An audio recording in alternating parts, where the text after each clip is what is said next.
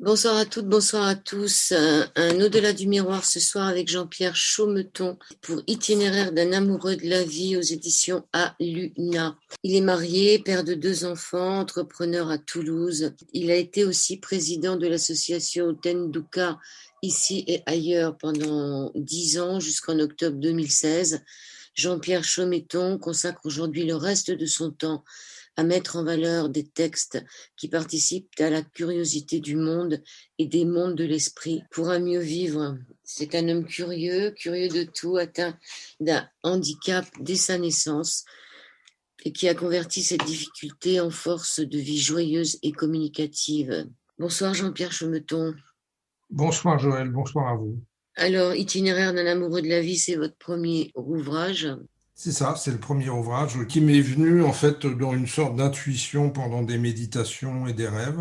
Et puis l'écriture s'est faite de façon très très fluide sur 6 mois à peu près. Sur 6 mois. Sinon, les éditions Aluna, vous publiez qui, quoi? Donc Aluna, c'est une maison d'édition que j'ai créée avec des amis il y a maintenant 8 ans, un peu sur un pari au départ, parce qu'on était autour de la table avec un auteur et on disait il serait bien d'éditer le livre de cette personne. Il s'appelait Wanley Corman, c'est un Américain. Et puis une partie des gens qui étaient à table s'est retournée vers moi en me disant mais Jean-Pierre, toi qui aimes bien faire des choses, tu peux pas faire ça en fait. Et donc j'ai créé la maison d'édition. En quelques semaines, on a sorti un premier livre et puis après l'aventure a commencé vraiment.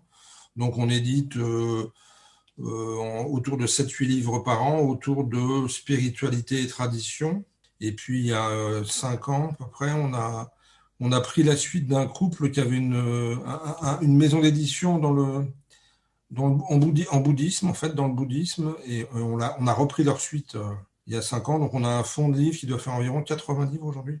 Et parallèlement à ça, j'ai créé, alors pas dans Aluna, mais dans une structure qui est filiale d'Aluna, une revue il y a 2 ans qui s'appelle Native. J'ai 2 occupations principales, l'édition de livres. Il est probable que je reprenne la plume un jour ou l'autre sur un autre bouquin qui est déjà pas assez avancé, mais assez clair en tout cas.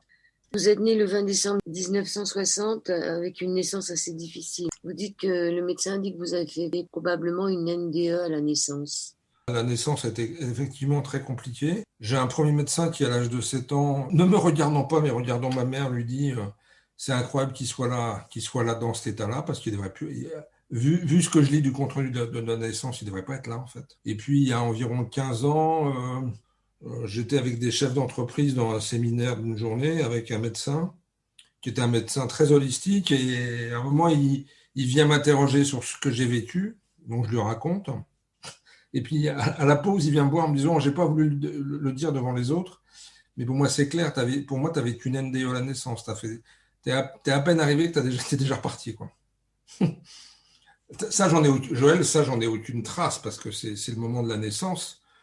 Ce que je sens au fond de moi, c'est que sans cet accident, avec guillemets, ou cette épreuve, parce que c'était une épreuve, et pour moi et pour mes parents, au départ, sans cet accident, je ne serais pas le même homme. C'est évident, ça. Je dirais, ça a ouvert des portes qui ne seraient pas forcément ouvertes.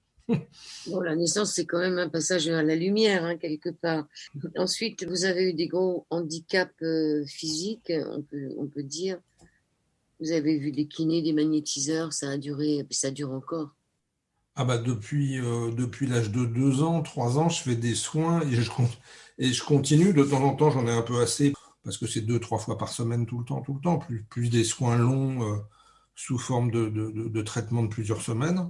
Donc il y a des moments où ça m'est arrivé 2 fois dans ma vie d'en avoir assez en fait.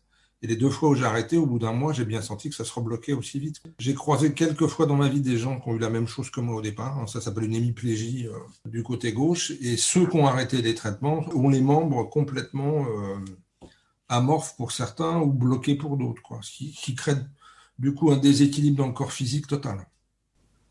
Alors, votre première ouverture de conscience s'est faite en courant. Vous aviez 11 ans. Pour quelqu'un qui est hémiplégique, c'est quand même pas mal.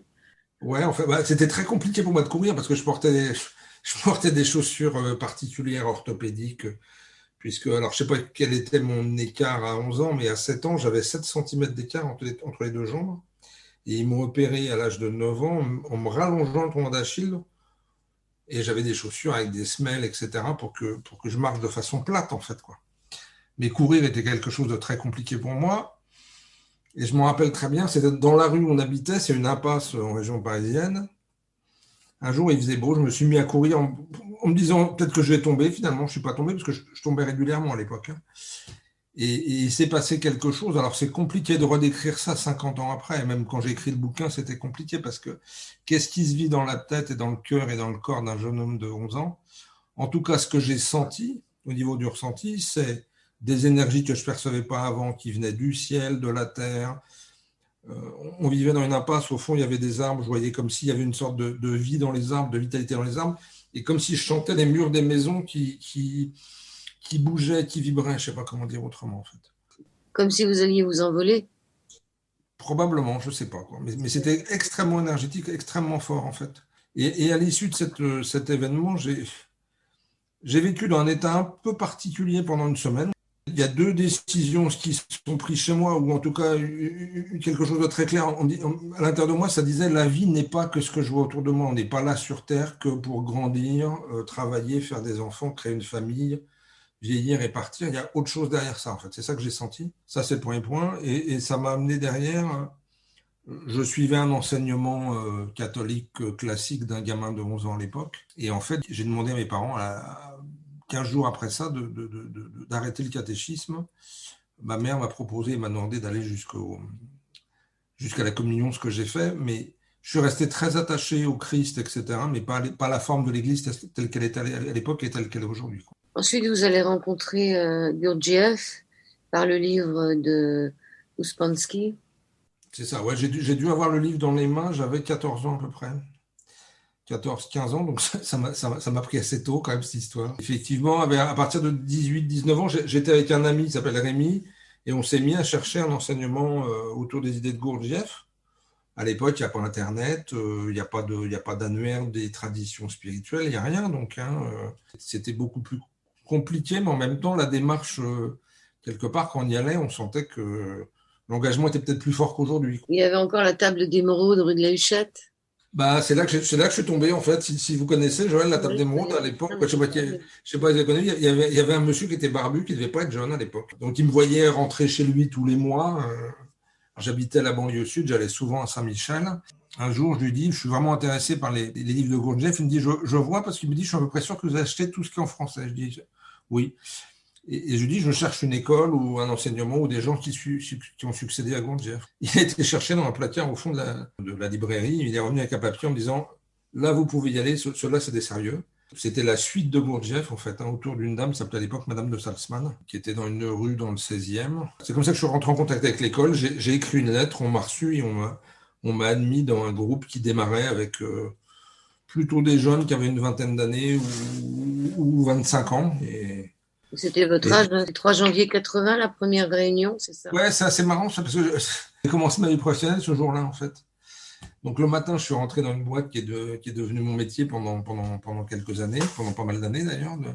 Je suis rentré dans une banque à Paris. Et le soir, je me suis retrouvé chez quelqu'un dans le 15e qui s'appelait Marguerite Juret. Et c'était la première fois que je rencontrais physiquement un groupe de travail spirituel. Voilà, on s'est retrouvé à, je sais pas, une quinzaine. Et c'est la première fois que je me suis retrouvé en méditation, par exemple. J'ai jamais fait de méditation avant.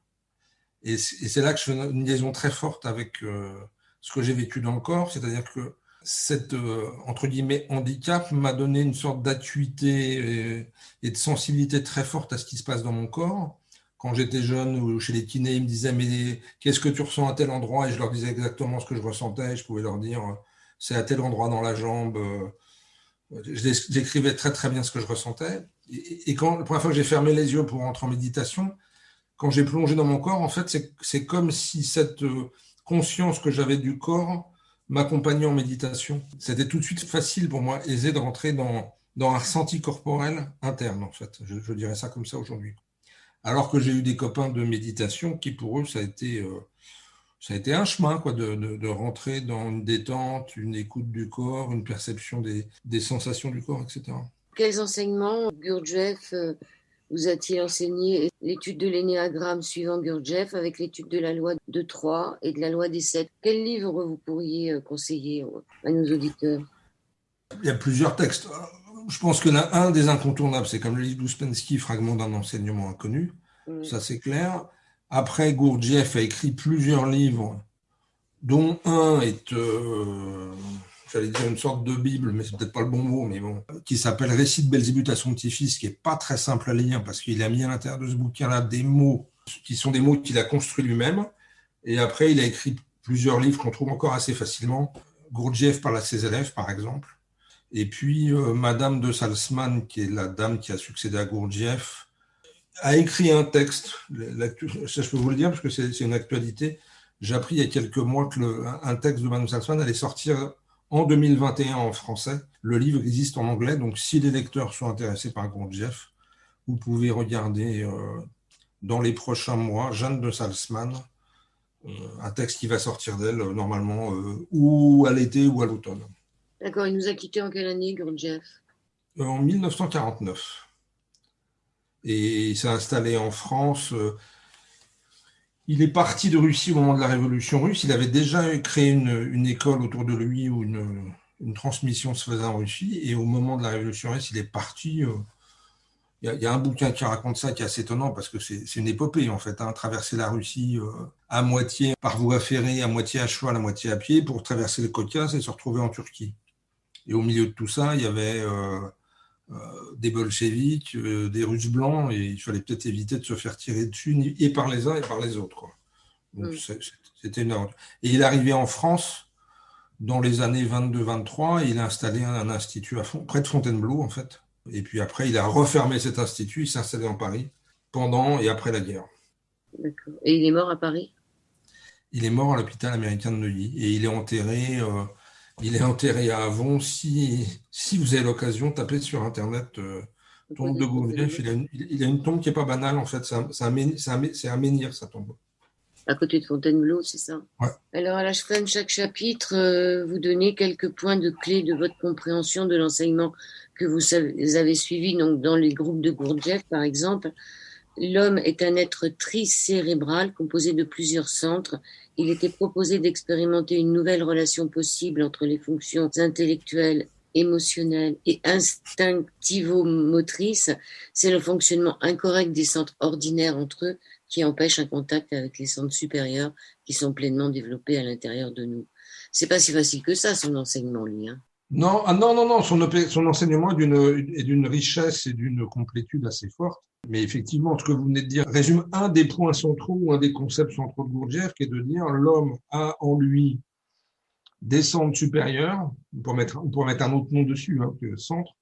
Et en fait, on a un fonctionnement ordinaire dans la vie de tous les jours, qui est grosso modo intellectuel, émotionnel et ce qu'il appelle instinctivo-moteur, l'instinct et les fonctions motrices. Et il dit en fait que c'est par une adéquation, un contact entre ces trois centres, un meilleur fonctionnement équilibré que ces trois centres, qu'un contact peut se produire entre les centres inférieurs et les deux centres supérieurs. Gurdjieff avait une thématique très claire en disant à tel niveau, vous êtes, il appelait ça les hommes numéro 1, 2, 3, les gens qui étaient plutôt moteurs, émotionnels ou intellectuels. Et après, il avait jusqu'à une ouverture totale de l'ensemble de ce qui nous constitue. Il appelait ça l'homme numéro 4, l'homme numéro 5, l'homme numéro 6 et l'homme numéro 7. Et vous étiez dans quel niveau, vous? Joker. Je pense qu'il y a une forme de prétention à se qualifier sur un chemin de vie, je trouve. D'accord. On sent des choses s'ouvrir, Joël, on sent des choses... On participe d'une vie qui vous ouvre à des champs, à des sensibilités, etc. Après, dire on en est sur un chemin, je pense que c'est éminemment compliqué. Et puis, il y a un truc dont je suis intimement persuadé maintenant depuis une vingtaine d'années, c'est que le chemin n'a pas de fin, en fait. Il y a quelques enseignants spirituels qui parlent d'éveil, de libération, etc., comme étant la fin d'un chemin. Et pour moi, le chemin ne finit jamais. Jusqu'à la fin de ce corps, on en parlera peut-être un autre moment. Et probablement, moi, je vois la vie comme un continuum, c'est-à-dire que je vois pas la vie qui arrive dans un corps à un instant T pour disparaître avec ce corps physique. Je pense qu'il y a eu des choses avant et il y a des choses après, quoi. C'est assez clair pour moi, en tout cas. Quand je dis clair, c'est pour moi. Quand je parle, en fait, j'essaye de parler au maximum d'expérience. J'ai des flashs de mémoire, probablement de vie ou de connexion avec ce qui a pu se passer dans ce qui me constitue avant ce corps-là. Et puis j'ai des expériences de contact avec ce qu'on peut appeler l'au-delà qui sont très claires, quoi. Voilà, donc c'est ça qui m'amène à dire ça, quoi. Deuxième partie de cet au-delà du miroir avec Jean-Pierre Chaumeton. Nous parlons d'un livre itinéraire d'un amoureux de la vie, mais nous parlons aussi de pas mal de gens très spirituels comme Gurdjieff. Ensuite, vous avez rencontré les grands frères Kagabas, on dit Kagabas, plus connus sous le nom Kogi, qui veut dire homme mauvais. C'est pas des hommes mauvais finalement. Hein. Non, alors ça c'est parce que Kogi, c'est comme ça que les Espagnols les ont appelés en fait. Leur vrai nom c'est Kagaba, comme vous disiez. Et les Espagnols ont bien le nom de Kogi, et Kogi en traduction ça veut dire homme mauvais. Non, on peut pas les qualifier d'hommes mauvais, c'est clair, puisque moi je les ai rencontrés il y a un peu plus de 20 ans lors d'une conférence. Je m'étais intéressé au peuple racine et au peuple autochtone depuis longtemps. Depuis l'adolescence, je lisais, j'écoutais, je voyais des films, etc., des documentaires, et ça me parlait beaucoup. Et encore plus aujourd'hui, parce que entre le monde que j'ai connu il y a une trentaine, une quarantaine d'années, le monde d'aujourd'hui, en termes de technique, par exemple, et d'accès à l'information, on n'est plus dans le même monde. On disait tout à l'heure sur l'école Gurdjieff qu'il fallait la chercher. Vous tapez Gurdjieff aujourd'hui, vous en avez... je ne l'ai pas fait, mais je pense qu'il y a une dizaine d'écoles Gurdjieff en France. Ouais, donc je les ai vus en conférence il y a une vingtaine d'années, impressionné par ce qu'ils disaient, ce qu'ils étaient, par la perception que j'avais d'eux.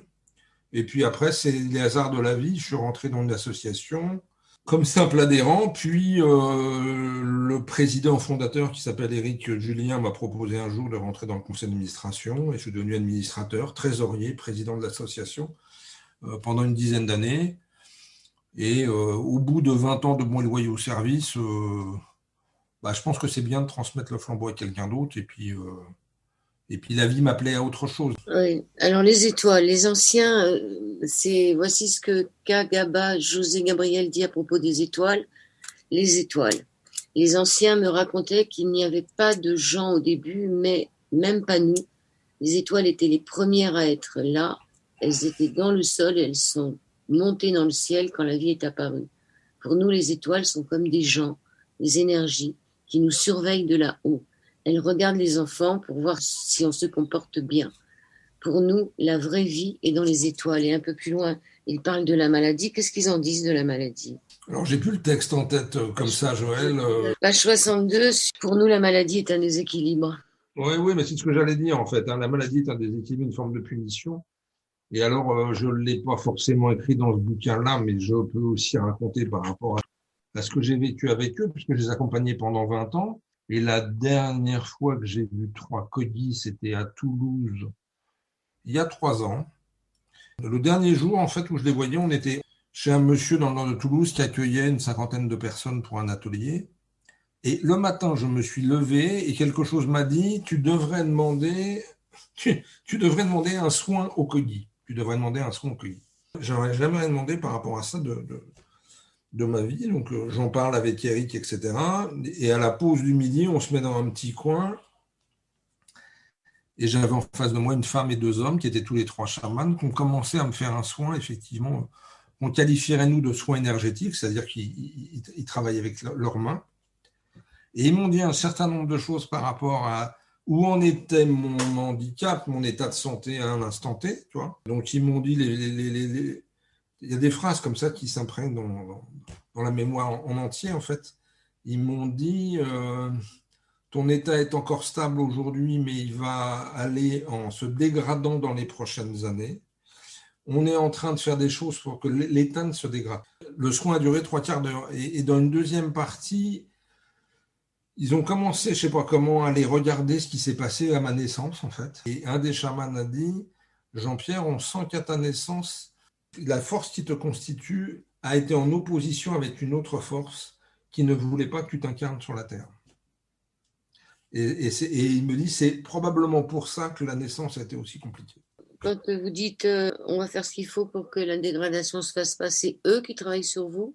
Ouais, ils travaillaient sur moi et moi je sentais des fourmillements à l'intérieur. Comme ça fait quand même depuis l'âge de 15 ans que je me fais accompagner par des soins énergétiques, cela était particulièrement profond, quoi. Je sentais des picotements à la fois sur le corps, mais à l'intérieur du corps, tu vois. Et notamment dans tout le côté gauche, qui est le côté le plus sensible, en fait. Alors, ils se disent les grands frères et nous appellent les petits frères, petits parce que notre pensée est immature, mais frères parce que nous sommes de la même espèce, d'une fraternité identique. Si on veut, on peut en savoir un peu plus, c'est www.chanduka.com, TCHENDUQUA.com. Vous tapez indien Kogi, K-O-G-I-S, le premier site qui s'ouvre, cette chaîne de cours.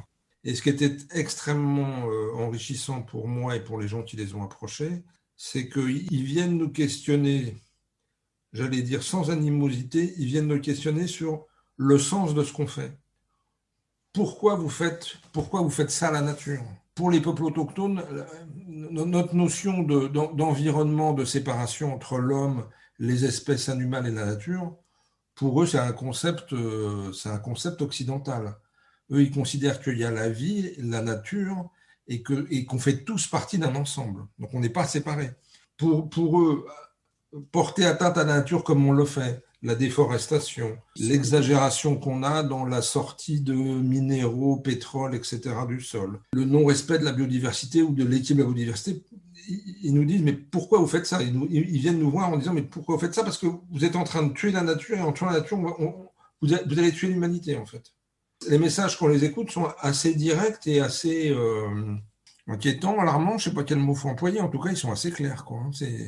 La dernière fois que j'ai eu une discussion avec un chaman là-dessus, il dit si vous n'arrivez pas à changer de direction, si vous n'arrivez pas à ralentir, je me rappelle, le mot c'était ralentir. J'ai un peu l'impression qu'en ce moment on ralentit d'ailleurs. Bah oui. Pour une cause externe. Mais voilà. Si vous n'arrivez pas à ralentir, et eux, ils voyaient ça arriver par le feu. Il y a 5 ou 6 ans, il y en a un qui m'a dit, de toute façon, ça chauffe, ça va brûler. Et il n'y avait pas les méga-feux en Sibérie. Comment je regarde ça. Alors, je suis aussi intéressé à l'environnement, au climat depuis une trentaine d'années. À peu près au moment où j'ai rencontré les Codis, forcément, ça pose des questions. Donc, et il y a 6 ou 7 ans, ils nous disaient, bah oui, ça va brûler en fait. Et quand on voit aujourd'hui quand même les méga-feux qui arrivent à pas mal d'endroits de la planète, ça pose question, quoi. Vraiment. En tous les cas, comme vous le dites, ça ralentit un peu. Il y avait ce livre sur le printemps silencieux. Cette année, il y a plus d'oiseaux que l'année dernière, donc c'est une bonne chose. Merci le Covid. On passe à Louis Ansat. Louis Ansat qui est parti en juin 2011. Vous l'avez rencontré, lui, hein, je crois. Ah oui, oui, oui. En fait, Louis, je l'ai rencontré, Joël, j'avais il y a un peu moins de 30 ans à Toulouse. Quelqu'un m'a dit, tu devrais t'intéresser au catharisme. Et je leur ai dit, j'ai pas envie de lire des bouquins d'histoire sur le catharisme, il n'y a pas des romans qui existent, etc. Et on m'a dit, va lire les bouquins d'Henri Gougaud. Donc j'ai été dans une bibliothèque municipale et sans regarder, j'ai pris 5 ou 6 bouquins Henri Gougaud. Et au milieu, il y avait les 7 plumes de l'aigle. Le livre m'a forcément interrogé, impacté. Et puis bon, j'ai compris que Louis A, c'était Louis Sansa. Je ne sais plus comment j'ai compris ça, mais j'ai compris ça. Puis un jour, je suis arrivé au bureau un matin en me disant, il habiterait où cet ami Louis? Et j'ai commencé à chercher, à l'époque sur un Minitel, Louis Sansa, Paris. Et je vois un truc qui s'allume, Louis Sansa, 55 rue de Montreuil, avec un numéro de téléphone. Sans réfléchir, je compose sur mon combiné le 01, je ne sais plus quoi, et c'est lui qui a décroché au téléphone, en fait. Et j'avais préparé aucun discours. En général, quand tu appelles quelqu'un comme ça, tu t'es préparé. Là, j'avais rien préparé. C'était totalement spontané, quoi. Je l'ai vu à Paris. On s'est vu après dans des séminaires. J'ai suivi son enseignement une bonne dizaine d'années, quoi. Et il est parti, mais moi, j'ai toujours cette sensation d'avoir un lien extrêmement fort avec lui. Il dit travaille avec tes qualités, pas avec tes défauts. Il dit aussi que cette voix, sa voix à lui, ça ne s'enseigne pas. Ça ne peut pas s'enseigner, sa voix. Ben, en fait, c'est une voix qu'il appelait la voix du sentir, qui est pour moi très fortement en résonance avec ce que j'ai vécu chez Gurdjieff, en fait. Hein. Chez Gurdjieff, j'ai vécu déjà des éléments de contact avec le corps sensitif très fort. Et là, j'allais dire, avec lui, j'étais plus loin à l'intérieur du corps, mais plus loin aussi parce que des années d'expérience passaient. Quand vous faites des méditations pendant des années, le ressenti, la sensation, la sensibilité, elle s'améliore, elle s'ouvre, je ne sais pas comment dire autrement. Ça fait 40 ans que je médite et je sens qu'il y a encore des choses extrêmement fines qui s'ouvrent, qui se débloquent. Le corps est extrêmement vivant, riche, profond. C'est très fin. Donc ça, déjà avec Louis, je l'ai vécu, un contact encore plus actif avec le corps. puis aussi cette impression très forte en fait que le corps, les cellules de notre corps, comment vous dire ça, sont intelligentes en fait, ont leur propre intelligence, leur propre ressenti. Le corps a son propre ressenti. J'ai cru pendant des années que c'était une sorte d'attention qui venait de la tête, qui dirigeait quelque chose qui allait dans mon corps. Jusqu'au jour où je me suis rendu compte en fait que le corps, en méditation, on ferme les yeux, le corps vit une expérience avec ou sans conscience mentale de ma part en fait. Oui, il appelle ça la mémoire cellulaire. C'est exactement ça, voilà. Et autre chose que Louis Sauvert, c'est aussi un contact avec l'extérieur. C'est-à-dire qu'il nous a fait faire des expériences d'aller prendre un caillou, par exemple, de fermer les mains sur un caillou et de ressentir la pierre. De faire ça avec un arbre, de faire ça avec le vent. Voilà. Donc ça, c'est des expériences très fortes parce que ça vous met en rapport avec le fait que la vie ne se limite pas à ce qu'on croit, en fait. Par contre, il n'était pas d'accord avec Socrate, qui disait connais-toi toi-même et tu connaîtras le monde. Chaque enseignant a sa façon de voir le monde, de voir les choses et de le dire. Moi, les années passant, je suis plus dans un schéma du et, tu vois, de prendre les choses, même s'il y a des oppositions, et de les regarder, mais sans trancher forcément que du blanc et du noir. Parce que je sens de moins en moins que les positions heurtées font avancer les situations et les gens. On ferme plus des portes à refuser des concepts de certains. En tout cas, là, je parle de spiritualité, je parle pas forcément d'autre chose. Hein. On peut rester aussi avec des questions sans chercher à avoir des réponses immédiates. Quand il dit connais-toi toi-même, Socrate, c'est comme si la goutte d'eau devait se connaître elle-même d'abord, au lieu de dire je vais d'abord connaître la grandeur de l'océan et à partir de cette grandeur, je vais connaître la partie. Le chaman pense à l'inverse, il fait des pactes, des alliances avec les 7 planètes, les chakras, avec les énergies du corps. Et là, quand on lui dit connais-toi toi-même, il répond mais non, c'est trop petit et tout cela. Il ne s'intéresse pas à lui-même. En fin de compte, les chamans arrivent à la renonciation, non à la négation de soi, mais par la fusion de soi dans la grandeur. C'est sûr que si je me vois comme une sorte d'enveloppe fermée et que je reste contraint à l'intérieur de mes énergies, c'est pas la même chose que de s'ouvrir à tout ce qui est là. Ce que je disais tout à l'heure, de ressentir un caillou, le vent, la terre, etc. On est des réceptacles et des émetteurs d'énergie, mais on est des réceptacles et des émetteurs d'énergie tout le temps, en fait. Donc c'est vrai que s'ouvrir à l'entièreté nous emmène à des endroits qu'on n'attend pas. En fait. Qui est Idriss ou Idriss Shah Idriss Shah, ça a été un des enseignants de Louis Sansa. D'accord. C'est un soufi qui a vécu en Europe au siècle dernier. Il y a plusieurs bouquins de lui, Idriss Shah. C'est un des maîtres de Louis, en fait, parce que Louis a reçu en fait des enseignements aussi bien chamaniques côté Amérique du Sud et Mexique, et après il a reçu des enseignements ici. Il est arrivé en Europe dans les années 50, et il a fréquenté 2 maîtres soufis, Idriss Shah et Omar Ali Shah. Alors Idriss Shah dit arrête de chercher, laisse-toi trouver. Comment faire pour se laisser trouver? Ça en fait, c'est une phrase que Louis Sansa a dit un jour. Moi, j'étais dans une conférence en me répondant à une question de quelqu'un qui était assis à côté de moi, et il a dit ça en me regardant dans les yeux.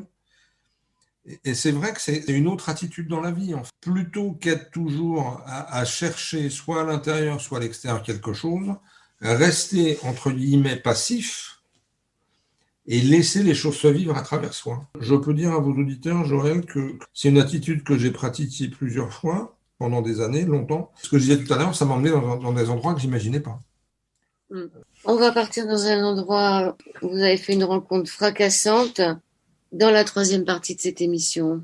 Sur l'antenne d'IDFM, sur le 98 de la bande FM, nous poursuivons notre aventure avec Jean-Pierre Chaumeton. Et là, cette rencontre fracassante que vous avez faite, je pense, en 2008, c'est avec Ranesh Balsekar, qui à l'époque avait 90 ans et qui tous les jours, à partir de 9h, recevait des gens du monde entier là-bas, en Inde.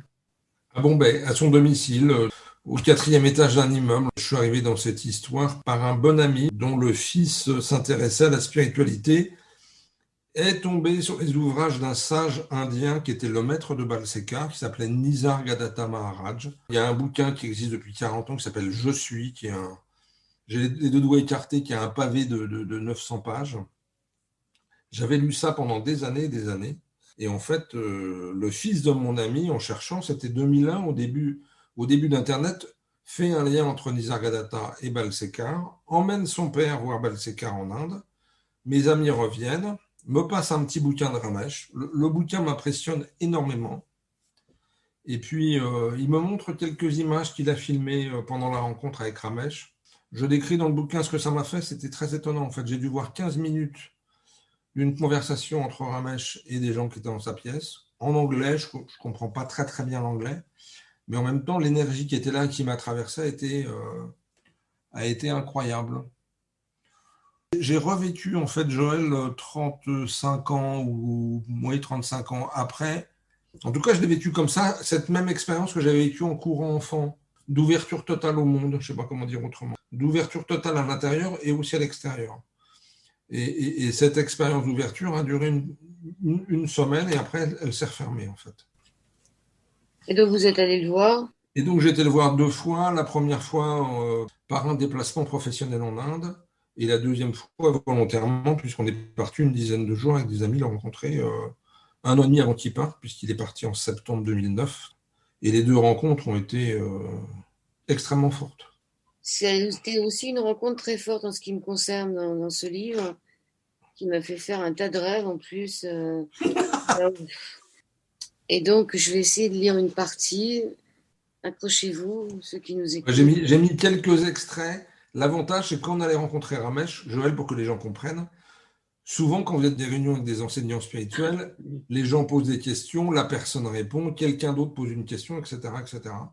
Et chez Ramesh, il y avait un protocole qui était tout le monde peut parler, simplement, comme il y a des gens qui enregistrent, il fallait s'asseoir devant lui, on vous posait des micros sur vos vêtements. Il fallait vraiment que vous ayez fini votre échange avec Balsekar pour que quelqu'un d'autre puisse venir s'asseoir à votre place. Et finalement, ce que j'ai vécu et ce que je peux partager, c'est ce protocole de laisser quelqu'un face à un maître spirituel pendant un temps indéterminé, mais quelque part, vous videz votre sac.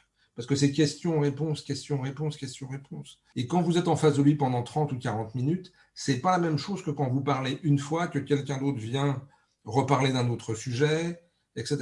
Donc je trouve ce protocole de laisser les gens en face de quelqu'un pendant un laps de temps indéfini, poser des questions, ou en tout cas vivre ce qu'il y a à vivre, très fort, quoi. Oui, c'est un peu le bâton de parole. Alors, à la question, qu'est-ce que la recherche spirituelle? Il répond, c'est tout. Par contre, il dit que la recherche du plaisir est une façon de poursuivre le bonheur. Donc, jusqu'à là, tout va bien. Mais après, il parle donc de Dieu. Et il dit qu'en conclusion, chaque être humain est une sorte de robot à travers lequel Dieu fait survenir des événements qui en aident certains et en blessent d'autres. Mais il faut bien voir que ceux qui sont aidés ou ceux qui sont blessés sont également des robots. Si ce robot particulier a la capacité d'accepter ce fait, cela signifie pour lui le bonheur. Voir que je ne suis pas responsable en aucune circonstance, c'est cela le bonheur. Ce qui m'a interpellé. C'est ça qui vous a fait rêver, Joël. C'est qu'on n'a plus de libre arbitre. Dans la vision de l'Advaita Vedanta de Ramesh Balsekar, il n'y a pas de libre arbitre. Il n'y a pas de libre arbitre. Mettons-nous d'accord sur ce qu'on définit par un libre arbitre, parce que Ramesh avait une définition du libre arbitre. Il disait, en fait, notre vie, ce qu'on est là, les décisions qu'on prend, sont conditionnées par 2 choses principales. Les gènes, ce que ce corps a reçu, de s'aligner, alors on pourrait dire de s'aligner de ses vies antérieures, etc. Je n'ai jamais discuté avec lui de vie antérieure, pas vie antérieure, mais en tout cas, ce qui nous constitue, et après tout ce qu'on a reçu pendant notre vie, jusqu'à ce moment-là, tout, notre éducation, notre vie professionnelle, notre vie familiale, tous les événements agréables et désagréables, et lui il disait, c'est ces 2 facteurs-là qui créent ce que vous êtes, d'accord? Il est où le libre arbitre là-dedans? Puisque vous êtes le fruit de ces 2 choses. Vous êtes le fruit de vos gènes et de votre conditionnement, en fait. Il appelait le conditionnement tout ce qu'on a vécu, y compris notre éducation. À partir de ça, il disait, c'est quoi le libre arbitre? Si on est le fruit que de ça. Oui, sur la pensée aussi, il dit, vous n'avez aucun pouvoir sur la survenue d'une pensée pour la simple raison qu'aucun être humain n'a de contrôle sur la pensée qui va venir dans l'instant. Et après tout, on peut se demander qui pense en nous aussi, parce que qu'est-ce que c'est que ces pensées qui arrivent? On est d'accord. Ce qui m'a embêté dans cette histoire, c'est que il est clairement fait mention que finalement Dieu s'amuse à travers nous à expérimenter le bien, le mal. Dans le concept de Balsekar, parce qu'il disait toujours quand même, en début et en fin de chaque réunion, il disait, ça, c'est mes concepts. D'accord? C'est pas la vérité. Parce que la vérité, on ne peut pas la mettre en concept. Et la chose qu'il répétait, en tout cas que moi j'ai entendu répéter, il disait, tout est conscience, tout est un. Donc à partir du moment où tout est un, on est à l'intérieur de quelque chose. Tout à l'heure, vous parliez de la métaphore de la vague et de l'océan. Si on considère la vie comme un océan, la vague que vous êtes, la vague que je suis, n'est jamais que de l'eau avec des caractéristiques particulières.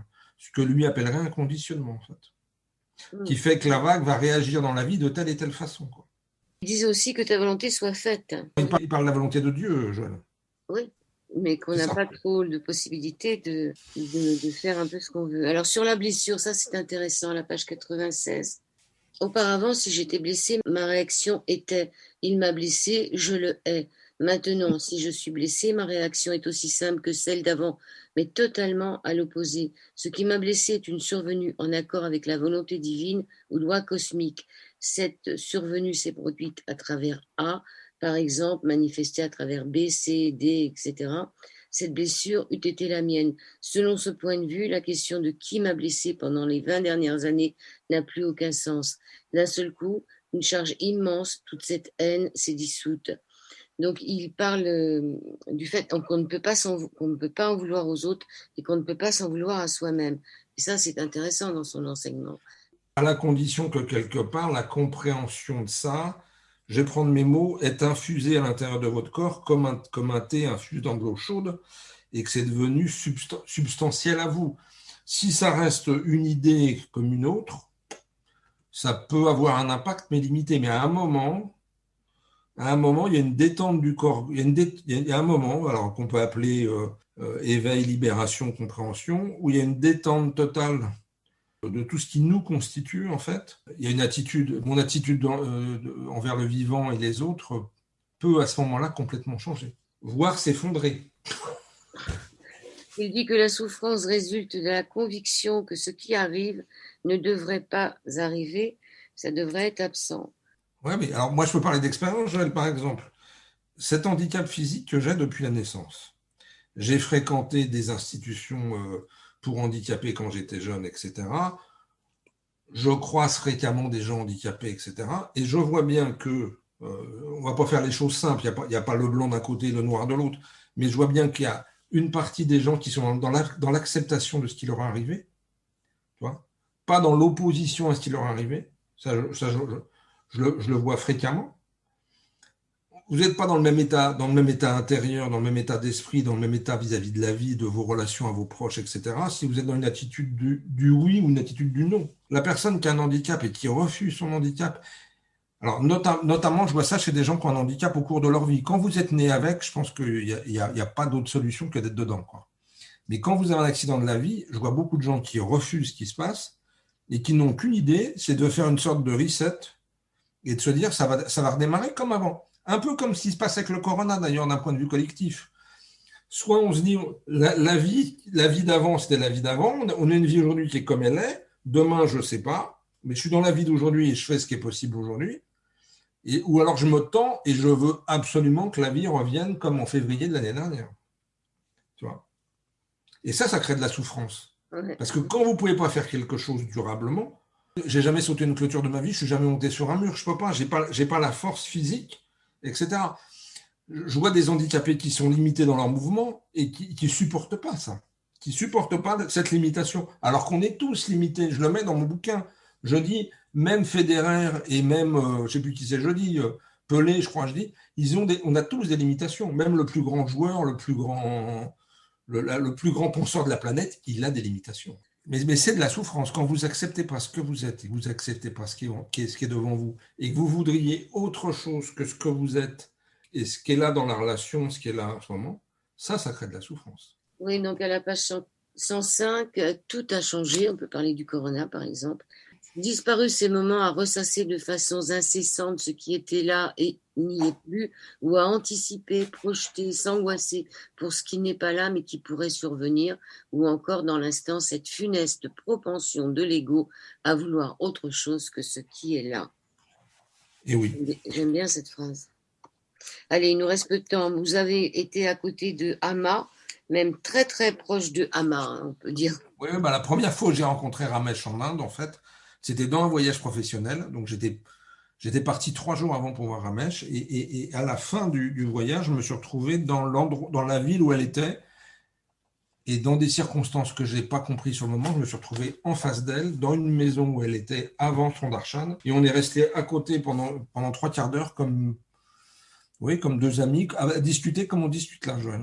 Et quand je suis rentré en France, que j'ai croisé des gens qui connaissent Amma, ils me disent, mais Jean-Pierre, ça arrive à personne ce truc. Bah, très bien, merci la vie, quoi. Ouais, vous avez été vraiment très très proche d'elle. Et alors, Ama, c'est celle qui prend les gens dans ses bras, hein. Si je suis triste dans les bras d'Ama, elle console. Si je suis gai, elle rit avec moi. Si je suis habituée par ma soif d'amour absolu, Ama murmure tendrement ma chérie, à mon oreille, pendant le bref instant où je suis dans ses bras. Et ça, c'est vrai, moi, elle m'a dit ma chérie. C'était étonnant, donc je dois avoir besoin d'un amour absolu, je ne sais pas.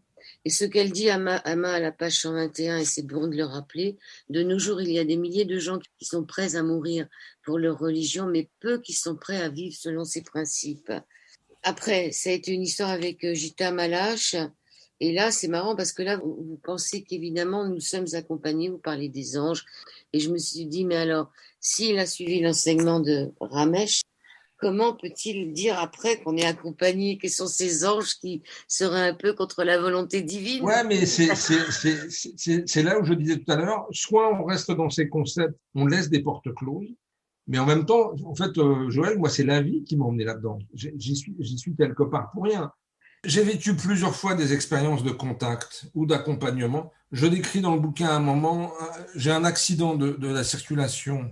Très honnêtement, j'ai toujours pas compris comment on s'en est tous indemnes de ce truc-là. Dans la milliseconde où quelqu'un est venu frapper la voiture et que la voiture est partie en tête à queue, j'ai senti une puissance qui était là et qui m'accompagnait. En fait, je me suis senti baigné dans une lumière comme j'ai rarement senti dans ma vie. Tu vois. Pour moi, c'est le même hein, que celui qui Voilà. nous prend pour des robots. Bon, en automne 2016, à Barcelone, à la basilique Santa Manta, Martha. là, vous retrouvez tous vos défunts. Ils sont tous là. Vous les voyez tous. Oui, en plus, c'était là tout ça, en fait. Là, tout ça. J'étais avec ma femme et un couple d'amis, et à un moment, j'ai une douleur dans le corps, comme j'ai de temps en temps, parce que de temps en temps, ça coince, donc il faut que je m'arrête. J'ai 2, 3, 4, 5 mètres à faire, il faut que je me pose, en fait. Et donc, je leur dis visiter l'église sans moi, et je ferme les yeux, et à ce moment-là, j'ai une double expérience. J'ai vu un à un toute ma lignée familiale, mes parents qui étaient partis, mes grands-parents, l'énergie de gens que je connaissais pas. Est-ce que c'est mes arrière-grands-parents? Est-ce que c'est autre chose? J'en sais rien. Tu vois. Bon, je rouvre les yeux. Ils étaient toujours en train de visiter l'église. Je referme les yeux. À ce moment-là, j'ai été en contact avec tous les maîtres que j'ai rencontrés dans cette vie. Gurdjieff, les gens autour de Gurdjieff, Louis, les gens autour de Louis, Amma, Ramesh et d'autres. Donc des vivants encore, parce qu'Ama, elle est encore là. Dont certains, ouais, des gens que j'avais rencontrés, ils n'étaient pas tous partis en fait. Hein. Et à la fin, j'ai reçu une phrase qui m'a dit, Jean-Pierre, aujourd'hui, tu as réuni toutes tes familles, toute ta famille. Étonnant comme expérience. Oui, 20 minutes, 25 minutes. Après, vous parlez d'une Victoria qui accompagne des groupes et des personnes et qui nous dit qu'on compose. Ouais, Victoria, c'est une amie que j'ai rencontrée dans le cadre d'une association qui s'appelle l'APM. Victoria est experte, travaille sur l'intuition. Et les hasards de la vie ont fait que j'ai édité son premier bouquin. Ça a fait partie de ce chemin aussi, pas de travailler, mais de s'ouvrir profondément à son intuition en la laissant s'exprimer pleinement, sans la réprimer, sans la restreindre, je dirais. Donc une partie de son enseignement se trouve dans votre livre. Vous parlez de la nuit de feu. Ah bah ça, c'est un chapitre que j'ai écrit autour d'une expérience d'éveil que j'ai vécue en 2009. Oui, je dirais que le Jean-Pierre d'avant et le Jean-Pierre d'après cette expérience sont plus les mêmes. Je ne perçois plus la vie de la même façon, je ne ressens plus les choses de la même façon. Comment je m'exprime? Est-ce que ma façon d'être au monde a changé? Ça sera mes proches de le dire. Mais en tout cas, le ressenti que j'ai de la relation au monde et de la relation à moi n'est plus la même. Liliane Silburn. Liliane, c'est ça. Même s'il n'y a pas de au bout, c'est Liliane. C'est qui? Liliane, c'était parce qu'elle n'est plus là, une Française chargé de mission ou directeur au CNRS, passionné par les traditions orientales, qui a écrit de nombreux bouquins là-dessus, et qui, dans les années 50, est parti en Inde avec l'objectif de rencontrer un maître spirituel. Elle s'était fait un chemin en Inde, un itinéraire. L'itinéraire n'a pas été respecté. Elle est tombée dans une ville qu'elle ne connaissait pas, qui n'était pas sur son trajet, qui s'appelle Kanpur. Et dans cette ville, elle a rencontré un maître soufi qui est devenu son maître. Et moi, je n'ai pas rencontré Liliane, mais j'ai rencontré la personne qui lui a succédé, qui s'appelle Jacqueline.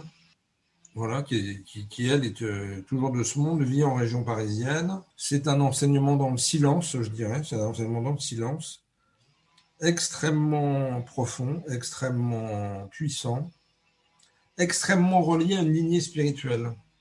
C'est-à-dire que quand je ferme les yeux et que je me laisse connecter à ça, j'ai cette sensation d'être accompagné par une lignée de sages, par une école, je ne sais pas comment dire autrement, par une lignée de sages, oui, je pense que c'est la bonne expression. Elle exerce sous quelle forme?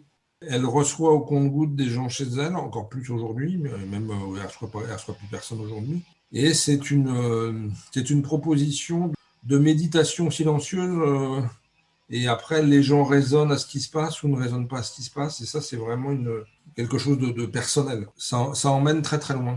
Tout ce que je peux dire, Joël, c'est que ça emmène très très loin. Est-ce que c'est Liliane Silburg qui disait qu'il faut aussi vous habituer à vous reposer en toute chose sur Dieu si vous le faites de façon absolue quant à l'avenir, en ne vous souciant que du jour présent ou de l'heure actuelle, vous verrez que tout s'aplanira comme par miracle. Si on aime Dieu, on a confiance en lui, on pense à lui et lui fait tout le reste. Un jour, P et sa femme ont découvert cette attitude enfantine et leur vie est un émerveillement. Il y en a tant d'autres, mais nous n'avons pas le choix. Ou c'est nous qui agissons, ou décidons, ou c'est Dieu. Les seules fois où j'ai voulu faire à mon idée, ça a mal tourné. En fait, ça se termine toujours comme ça, que ta volonté soit faite. Ça rejoint un peu avec d'autres mots ce que disait Ramesh, en fait. Ramesh est extrêmement abrupt quand il parle des robots, etc. Là, c'est dit de façon plus entendable, etc. Mais in fine, le fond, c'est soit je lâche. Quand je dis je, soit il y a un lâcher-prise qui s'effectue en moi, qui fait que je fais confiance à la vie dans sa globalité, qui fait confiance à ce que je suis et à ce qu'est la vie, soit je crois que je pilote tout de façon extrêmement directive, mais j'ai une vie qui est plus contrainte, qui est plus tendue, qui est plus contractée, qui est moins détendue et qui est moins ouverte. Ce que disait Ramesh, c'est que dans les deux cas, de toute façon, comme c'est Dieu qui fait tout, tu peux croire que tu pilotes le bateau, mais c'est pas toi qui le pilote, le bateau. Le bateau, c'est comme un bateau dans un parc d'attractions. On sait déjà qu'il va tourner à droite ou à gauche. L'itinéraire est déjà connu, en fait. Alors, où vous en êtes maintenant, Jean-Pierre Chaumeton, en 2021? Est-ce que vous cherchez encore ou est-ce que vous attendez qu'on vous trouve? Ah, très bonne question, Joël. Non, je pense que rechercher, c'est pas le bon mot en fait. Je vis pleinement ce qui m'est donné de vivre dans l'instant, je dirais, avec ce que je suis, aussi bien à l'intérieur de moi qu'à l'extérieur de moi, en essayant d'être dans une forme d'équilibre. Le monde d'aujourd'hui n'est pas très simple, je trouve. Joël, on a vécu quelques décennies où, j'allais dire, le monde, la façon dont on travaille, etc., a fortement évolué. Et je trouve qu'aujourd'hui, on est dans un monde qui est quand même plus complexe, je dirais. Donc, prendre un peu de recul par rapport à tout ça. Vous n'avez pas envie d'enseigner? Ça peut se faire de temps en temps. Je participe régulièrement à des choses à droite à gauche. Je le fais pas de façon officielle parce que j'avais une vie professionnelle dense jusqu'à la fin de l'année dernière. J'ai arrêté une partie de mon activité depuis le 1er janvier, donc c'est extrêmement récent. Et je me sentais pas dans la vie d'avant de faire quoi que ce soit d'autre. Parce que entre mon activité professionnelle, la maison d'édition et Native, plus mon corps qui nécessite des soins, plus ma vie familiale, je voyais pas de place pour autre chose. Aujourd'hui, il y a de la place qui se fait, je laisse les choses se faire. Je projette rien. C'est la vie qui va décider. On va voir où le bateau m'emmène.